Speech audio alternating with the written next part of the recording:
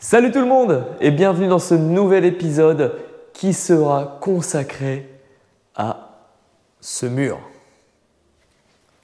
Voilà, c'est tout. Mais non, c'est pas tout. Forcément, il va y avoir quelque chose.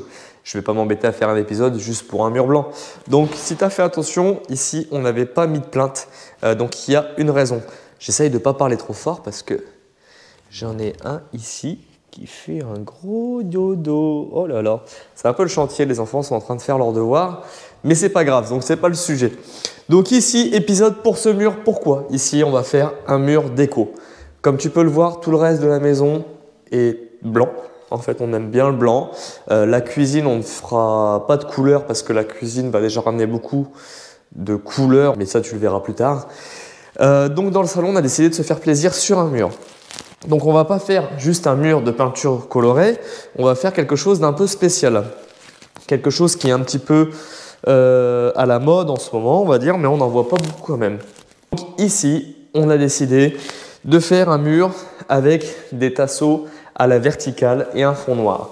Donc comment je vais procéder? Je ne vais pas mettre déjà des tasseaux en sapin, tu vois, on va dire basique. Je voulais à la base mettre des tasseaux en chêne. Sauf que le prix du bois en ce moment, c'est juste affolant. C'est une explosion des prix. Et je vais t'expliquer un petit peu. J'ai fait des devis, rien que pour le bois. Savoir pour combien j'en aurai, c'est juste astronomique. On a un mur ici qui fait 4,68 m par 2,50 m de haut. Le but, c'était de mettre du tasseau de 35 d'épaisseur, espacé de 35. Ce qui nous ramenait à 62 longueurs de tasseau en 35 par 35 ou 35-20 par 2,50 m. Ce qui représentait une paire de mètres en 50 mètres, un peu plus de 150 mètres de tasseau au prix de grosso modo 1500 €. Donc on s'est dit quand même 1500 €, ça fait un gros budget. Ok, on voulait mettre du chêne et tout, mais c'est quand même un peu lourd à porter. Donc on a réussi à trouver une petite alternative. Donc on va passer sur un contreplaqué chêne. Donc contreplaqué avec une feuille de chêne ici, au moins histoire qu'on ait le visuel sur le chêne pour rappeler la future chose qu'il va y avoir là, et puis le sol. Donc bonne alternative, ça nous divise grosso modo le prix par 5. Donc tu vois, on arrive déjà à quelque chose de plus sympa. Donc maintenant, je vais t'expliquer comment je vais procéder. Donc je ne vais pas fixer mes tasseaux directement sur le placo. C'est-à-dire que je ne vais pas peindre mon placo en noir et fixer mes tasseaux dessus. Moi, je veux être sûr que ça tienne. Donc ce que je vais faire, c'est qu'ici, je vais déjà y coller et clouer un médium de 10 mm, histoire d'avoir un fond pour maintenir mes tasseaux. Donc ce fond-là, on va le préparer, on va le coller. On va le peindre en noir, donc impression spéciale, peinture exprès pour le médium, etc. Donc le but, premier temps, j'habille ce fond en médium. Je le colle, je le peins. Deuxième temps, on vient fixer les tasseaux. Les tasseaux que je découperai dans une plaque de contreplaqué qui fera 125 par 2,50 m. J'en ai commandé 2. On devrait être pile poil, en gros, j'ai pas le droit à l'erreur. Donc je vais voir si j'arrive à trouver quelqu'un qui peut me les couper, ça serait top. Sinon, c'est tout, je me débrouillerai avec les moyens du bord. De toute façon, on y arrive toujours. Donc, c'est parti. Préparation de ce mur-là avant l'assemblage des tasseaux. Go!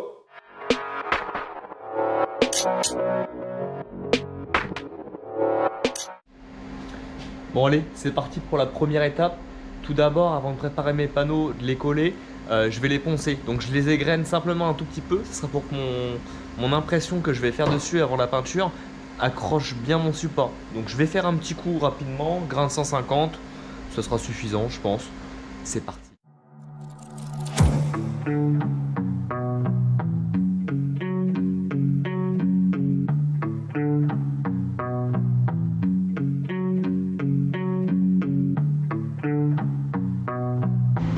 Bon, c'est bon, ça y est, tu vois, tout est égrené. Au même moment, j'ai mon commercial de chez Unicalo qui m'a ramené ma peinture pour justement peindre ça. Donc, on va déjà commencer par mettre une impression Aquaprime Micro qui est déjà, elle, teintée en noir. Il la pré-teinte en fait. Comme ça me fait déjà un fond noir. Et après, on n'aura plus qu'à appliquer la haute de lac. Donc en mat velouté pour pas avoir un esprit satiné et brillant. pour rester dans l'esprit de la maison. Donc ça, c'est des rouleaux verts, pastille verte pour l'impression, pastille noire pour la finition. Donc c'est nickel, il m'a tout ramené, comme ça je vais pouvoir faire tout ce week-end. Ça c'est... Ça, faut retenir ça. Quand on a des bons commerciaux comme ça, qui se déplacent chez toi le soir, 19 h, c'est génial. Donc on s'y remet et on va aller coller tout ça. Allez, c'est parti, ça y est, les panneaux sont poncés, donc égrenés. Là, on est sur la face qui va aller se coller au mur. Donc comment on va les fixer? Thierry, comment on va les fixer? Avec de la colle? Oui. Donc, on va le faire en 2 étapes. On va déjà mettre des petits points de colle, donc la PU40 de chez Wurtz, que je me sers un peu dans tout. Je vais juste lui mettre quelques points de colle un peu partout, mais je ne vais pas la blinder. Le but, ça ne va pas tenir qu'avec ça. Et de toute façon, même si je faisais tenir qu'avec ça, avec quelques points un peu partout, ça tiendrait, ça ne bougerait pas. Donc, on va coller et en plus, on va clouer. Donc là, on va utiliser pour ça donc le DCN 660 de chez DeWalt. Donc, c'est un cloueur de finition. Tu as des pointes qui vont du 32 au 60 et quelques, si je ne me trompe pas. Donc là, j'ai pris de la pointe de 32 en tête plate, histoire que ça ne se voit pas trop. Donc, on va faire en 2 temps, comme je t'ai dit, collage, puis clouage. Donc, eh bien, on va attaquer ça avec Chéri. Il faut savoir qu'il est vendredi. On est vendredi. Il est 20h43. On s'est dit que c'était le bon moment pour attaquer ça. Qu'est-ce que t'en penses, Chéri? Est-ce qu'il y a vraiment un bon moment? C'est ça, la vraie réponse. Est-ce qu'il y a vraiment un bon moment? Non, je pense pas. Allez, go!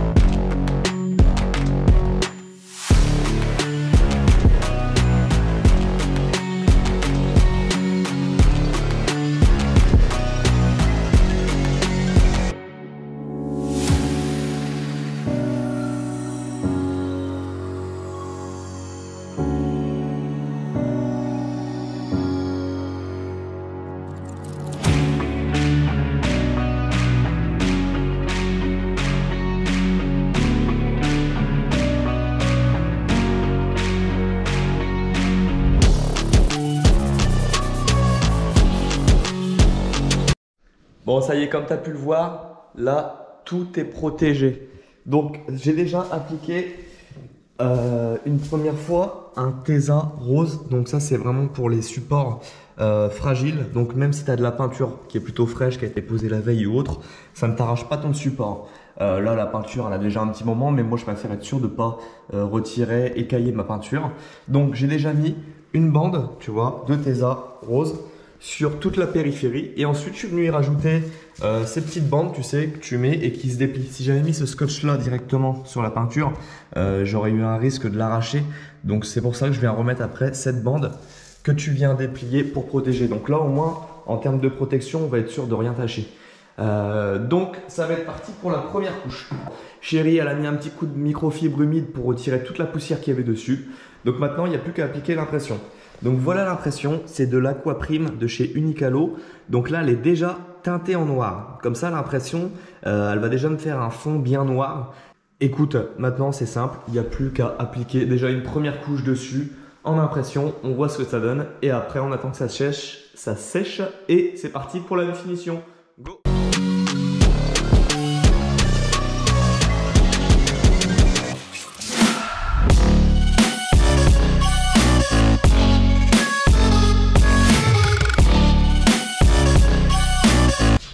allez, pendant que la peinture sèche de la première couche, on vient de charger nos panneaux. Donc on est parti sur du panneau en contreplaqué chêne. Chérie, elle est en train d'accrocher les barres de chez Wurtz.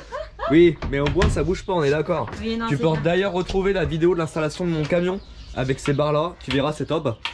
Donc on prend les panneaux, donc 2 panneaux de 122 par 250 et on va aller les faire couper chez une amie, une copine qui est menuisière. Donc on prend tout ça, on y va chérie, c'est parti. Go. Et on va faire couper nos panneaux, c'est parti.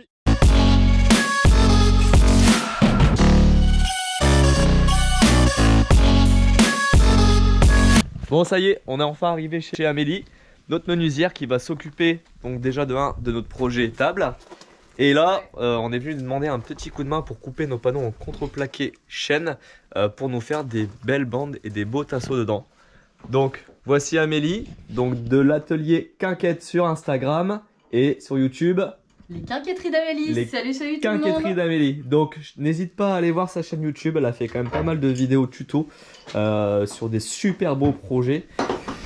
Donc écoute, c'est l'occasion d'aller la voir. Nous là, on va s'occuper de faire les bandes dans les panneaux. Ça va pas être facile, mais on devrait y arriver. Hein, Amélie? Ouais. Un gros défi. Ouais, un gros défi. La table à côté, c'est... C'est rien. C'est rien. C'est rien, la table c'est 2,70 m de long et là on est sur des bandes de 2,50 m de long. J'ai envie de dire on a 20 cm de marge. C'est ça. Qu'est-ce que c'est 20 cm? Je sais pas. Pas grand chose. Voilà. Bon allez, sur ce, on se fait le petit time-lapse.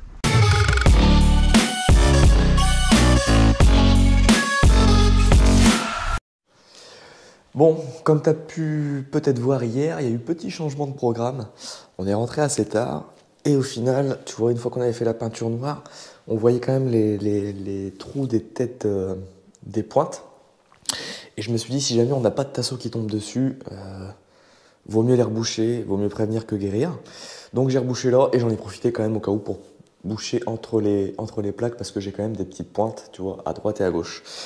Mais c'est pas grave, de toute façon dans tous les cas, moi je voulais quand même poncer mon support parce qu'une fois que tu appliques la peinture, je sais pas si tu vas te rendre compte, mais ça fait ressortir un petit peu les fibres du bois, même sur du médium. Donc dans tous les cas, j'allais poncer. Alors là, c'est fait. Ben, ce que je vais attaquer maintenant, avant de remettre une couche de finition, c'est que je vais poncer tout mon support, les enduits, la peinture, et avoir un résultat clean. Ponceuse, donc aspirateur. On va éviter d'avoir de la poussière maintenant qu'on a les meubles. Et la ponceuse sur batterie de chez DeWalt pour pas changer. Donc je mets ça, on va essayer de faire ça au 240 de chez Mirka. On va voir ce que ça donne. Mais c'est parti.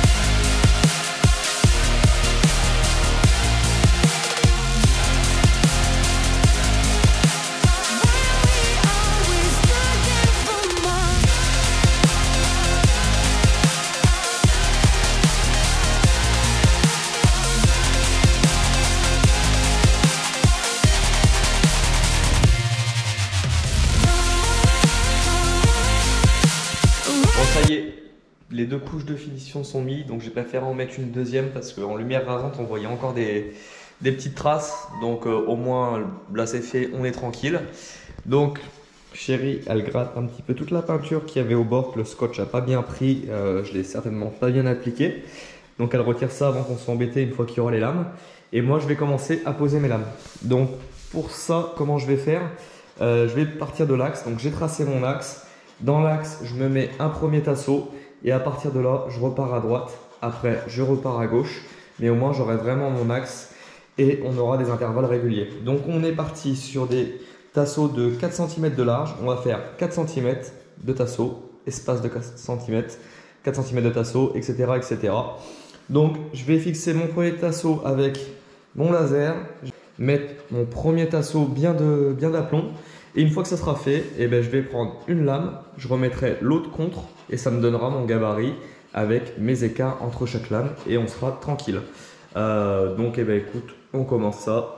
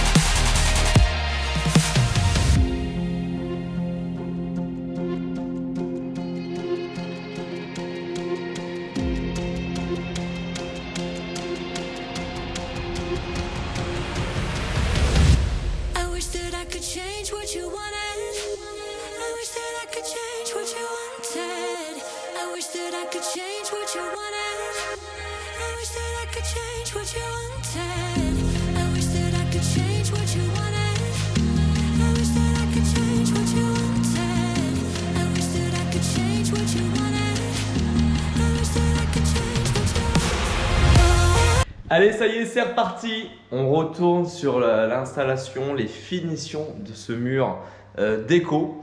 Alors, je t'en montre pas trop parce qu'en fait, entre deux couches de peinture noire, on est parti acheter un support d'écran de télé. Sauf que le petit problème, c'est qu'on n'est pas reparti qu'avec un support télé. On est reparti aussi avec... Ah, là, tu vois. Donc je vais attendre le résultat final pour te montrer tout ça, le mur dans son ensemble. Là maintenant, si tu te rappelles bien, ici on avait fait un petit bandeau en placo. Donc le but de ce bandeau là, c'était de mettre un petit éclairage LED juste derrière. On avait déjà en fait tout prévu, on savait vraiment comment tout allait se transformer. Donc c'est parti. Je te montre ce que je vais utiliser par contre comme matériel sur ce bandeau LED. Et puis je l'installe et je te fais une petite vidéo finale du résultat. Je pense que tu ne vas pas être déçu. Sache que nous, déjà, rien que sans le LED, on ne l'est pas. Comme tu peux le voir, tout le matériel est déballé. Donc, qu'est-ce que je vais utiliser? Des petites barres en fait, où tu viens encastrer ton petit ruban dedans. Donc, je te montre comment ça se passe sur le côté. Tu vois, c'est comme ça. En fait, c'est fait exprès pour que le bandeau de LED vienne éclairer vraiment à 45 degrés le mur. C'était vraiment pour qu'on puisse éclairer que le mur et rien d'autre.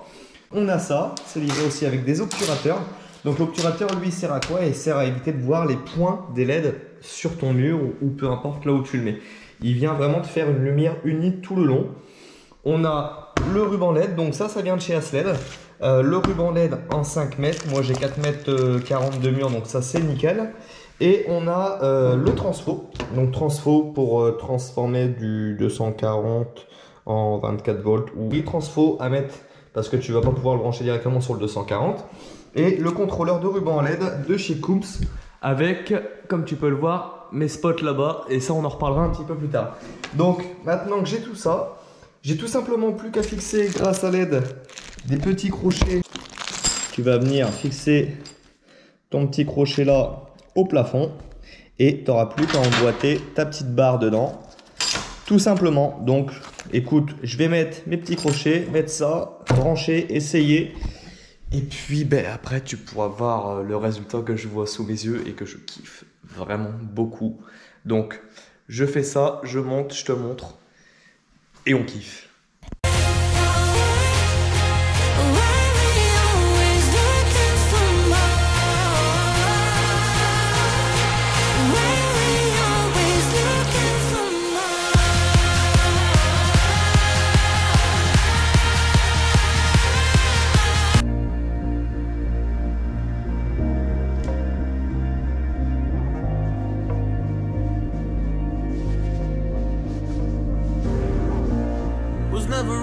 growing up. About time I read a book to distract myself from this reality.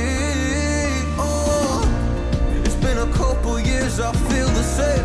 Guess I'll never really learn this fucking game, but I'm here to play it now. I don't wanna cry again, even if I lose a friend. You say you had good intent when you hurt me. You do it all again, that's so loose to me. I don't wanna try anymore.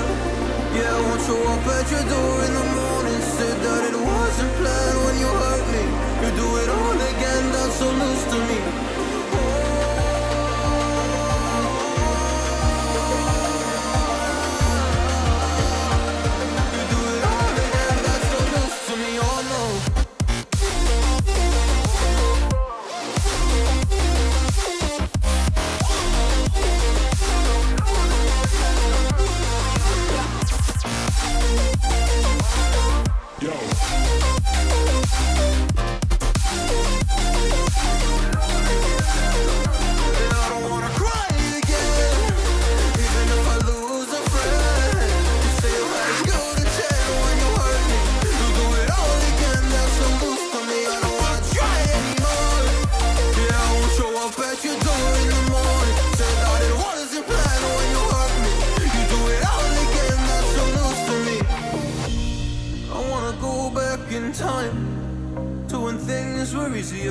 Et voilà, ça y est, c'est terminé. Donc l'épisode sur le mur en tasseau est terminé. On est vraiment super content parce que c'était vraiment l'idée qu'on avait en tête. On a réussi à la projeter sur le mur et ça, c'est juste génial. Donc comme tu peux le voir, là, on est en période de Noël. Donc on a les décorations, le sapin, tout qui est mis en place. Et écoute, c'est sympa parce que ça amène un peu de vie dans ce salon.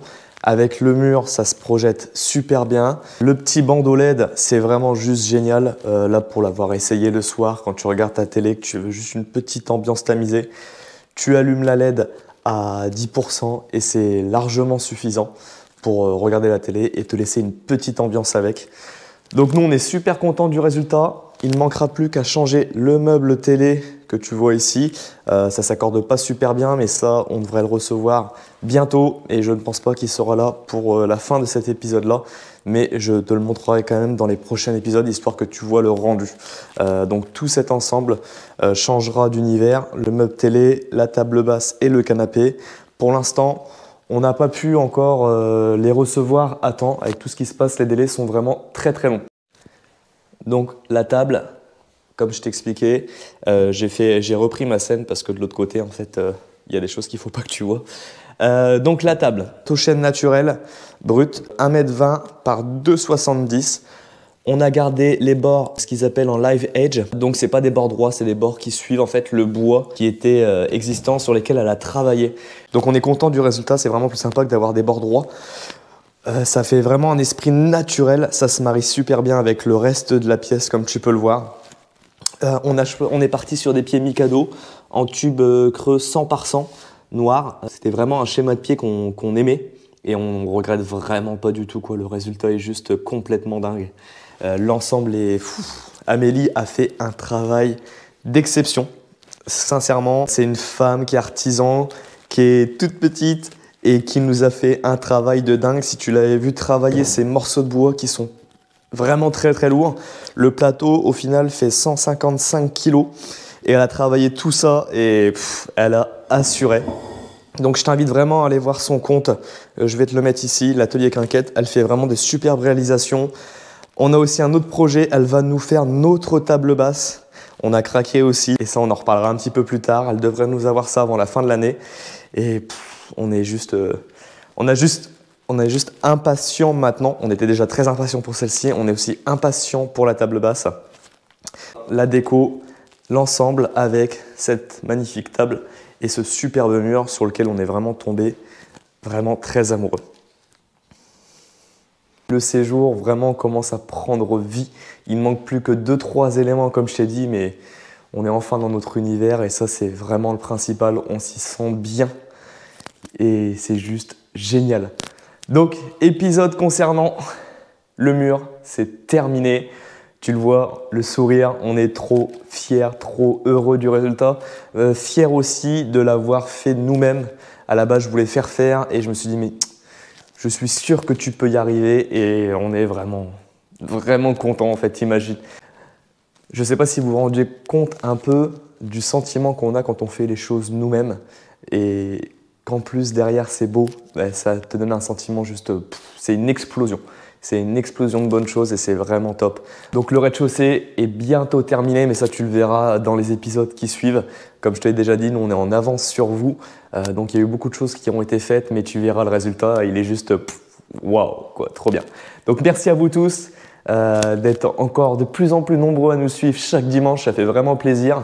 C'est vraiment un kiff pour nous de vous sortir les épisodes, d'avoir vos retours, c'est juste génial. Donc n'oublie pas, si l'épisode t'a plu, n'hésite pas à liker, n'hésite pas à laisser un petit commentaire, même si certaines choses, si tu n'as pas compris certaines choses et que tu veux des explications un peu plus poussées, il n'y a pas de problème, je serai là pour y répondre. Et sur ce, je vous dis à dimanche prochain pour un nouvel épisode.